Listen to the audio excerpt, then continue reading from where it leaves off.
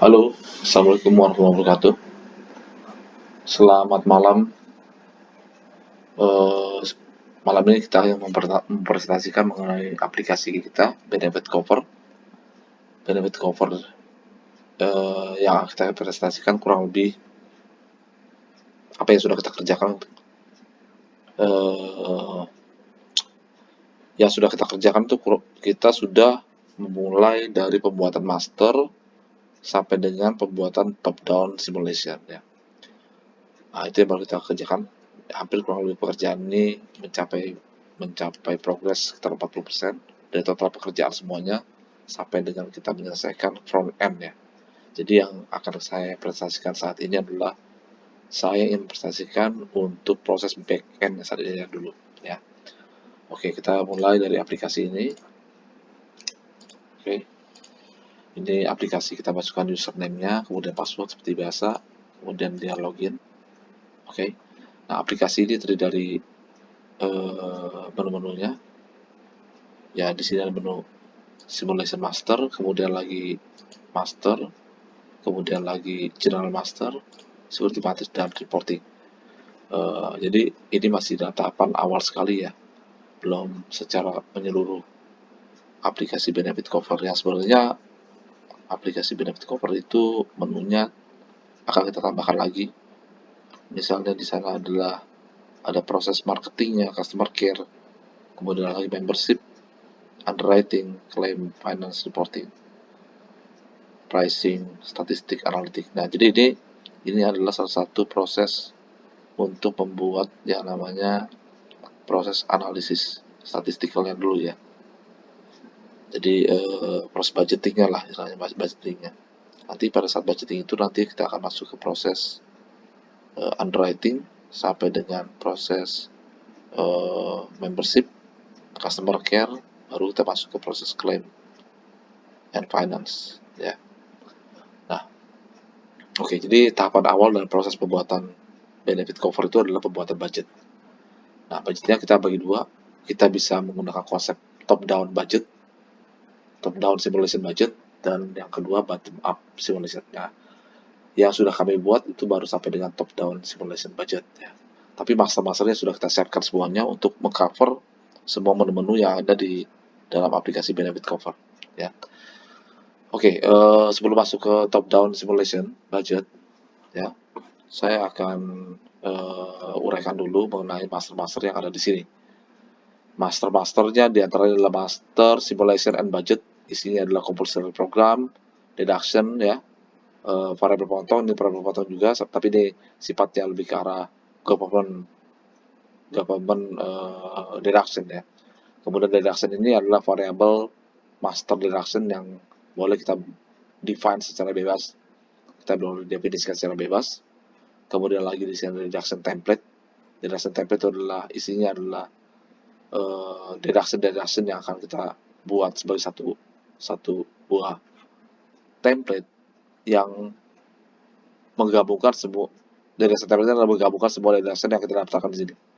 Jadi artinya kita bisa buat itu sebagai satu kesatuan. Ya. Oke, ini kita bisa buatkan deductionnya di mana dalam satu deduction template kita bisa buatkan, dan di sini kita bisa extend ke company mana saja yang kita mau pilih ya. Kita bisa mau pilih ke company mana saja yang kita mau pilih. Nah, ini kita bisa pilih ke company mana saja. Tentu saja di company ini kita harus daftarkan, dan company itu nanti akan berelasi terhadap klien, di mana klien itu kita register di front end untuk user itu ya. Artinya ini tahapan berikutnya adalah dari front end. Yang front end kita daftarkan secara web ya, atau secara APK-nya aplikasi Android. Nanti dia akan terregister ke apa namanya itu ke deduction yang mana saja ya, ke company yang mana saja. Kemudian ada lagi namanya proportional table. Proportional table adalah proses untuk melakukan presentasi pembagian employee benefit based on jabatan dan departemennya dia. Nah, tentu saja ini bisa jadi kita custom nantinya, karena pada saat ini saya berpikiran untuk membuat proporsional presentasi itu berdasarkan departemen dan job levelnya, ya. Artinya di departemen itu mungkin ada beberapa job level, misalnya di situ ada satu departemen dia punya apa namanya beberapa job level, misalkan dia ada marketing, ada di departemen sales itu ada marketing, ada sales representative dan sebagainya lah. Nanti kita bisa buatkan sebagai bagian daripada job level di departemen call itu, ya. Terusnya kita punya namanya proporsional persentase. Jadi total presentasinya harus 100%. Sehingga nanti pada saat kita mau total nilainya adalah dari proses top down sebelah sini, kalau misalnya dia ada total nilainya, sisa dari total nilai itu ada misalkan 1 juta ataupun 1 M lah misalnya itu, nanti dia akan diproporsional terhadap jabatan ataupun terhadap departemen dan jabatan terhadap jabatan di departemen itu, ya, berdasarkan presentasi yang sudah kita definisikan. Dan juga setelah kita proporsional terhadap jabatan departemen itu, baru kita bagi berdasarkan employee yang ada di departemen itu jumlahnya berapa untuk jabatan itu, ya. Oke, ini mungkin perlu kita nanti akhir kita custom kalau memang tidak sesuai dengan kondisi di lapangan. Oke. Kemudian ada lagi namanya benefit program. Benefit program itu kita definisikan sebagai program-program employee benefit yang kita bisa setting di dalam aplikasi, ya. Tipikalnya mungkin di sini ada program type-nya di setting sebagai medical program, life insurance program, saving program, pensiun program, educational program, ya kan, employee loan program, vacation program, reward program, dan sebagainya. Nah, ini kita definisikan sebagai program type-nya. Kemudian dalam employee benefit program ini, kita punya juga yang namanya program plan type, tipe perencanaan programnya apa. Based on inner limit, artinya dia pada saat klaim itu dia based on apa namanya inner limit, ya, limit tertentu lah, maksimum limit lah misalnya itu, atau dia based on charge claim, jadi arti tergantung dari charge claim. Misalnya kacamata total nilainya berapa, tentu saja kalau kacamata kan berdasarkan charge claimnya dia. Sedangkan kalau inner limit dia nggak terbatas, ya, terbatas tapi dia total nilainya ada, ya, bukan berdasarkan charge. Kemudian kita punya annual claim type-nya, artinya dia annual claim type-nya total nilai klaim itu kita bisa terbatas tanpa maksud tahunan atau dia without annual limit, ya. Kemudian lain dia bisa definisikan product rate type-nya, single rate, age, mid range, dan family rate, ya. Dia punya product rate-nya. Oke, kemudian ini kita bisa define program ini, kita bisa send availability program ini hanya dipakai di company mana saja dan sesuai dengan kliennya dia. Jadi artinya user yang sudah punya klien tertentu, dia bisa mendaftarkan program code-nya di company mana saja. Hal itu. Program employee benefit code-nya di company mana saja. Ya. Oke. Nah, ini satu lagi di bawah sini adalah proses rawat inap ini mempunyai rate berapa untuk program di departemen dan job level itu. Jadi kita definisikan. Jadi per departemen dan program dia ada namanya program rate-nya, employee benefit rate-nya berapa per satu orang, misalnya kita bisa definisikan itu, ya. Oke. Terus kita masuk ke masternya lagi, berikutnya adalah master employee master. Kita punya master employee, ya, kita bisa define employee master kita, ya, ada client employee, definisi employee, kemudian ada employee identity, birth date, identity type, kemudian lagi communication-nya apa. Kita juga punya spouse di sini, kita bisa define spouse-nya berapa, spouse-nya kita punya apa namanya relasi terhadap employee itu. Kita punya spouse gender 1, gender 2, gender 3, spouse-nya tipenya. Kemudian lagi biasalah nih KTP, pasport sih biasa lah ya. Kemudian lagi education level, kita bisa define education levelnya.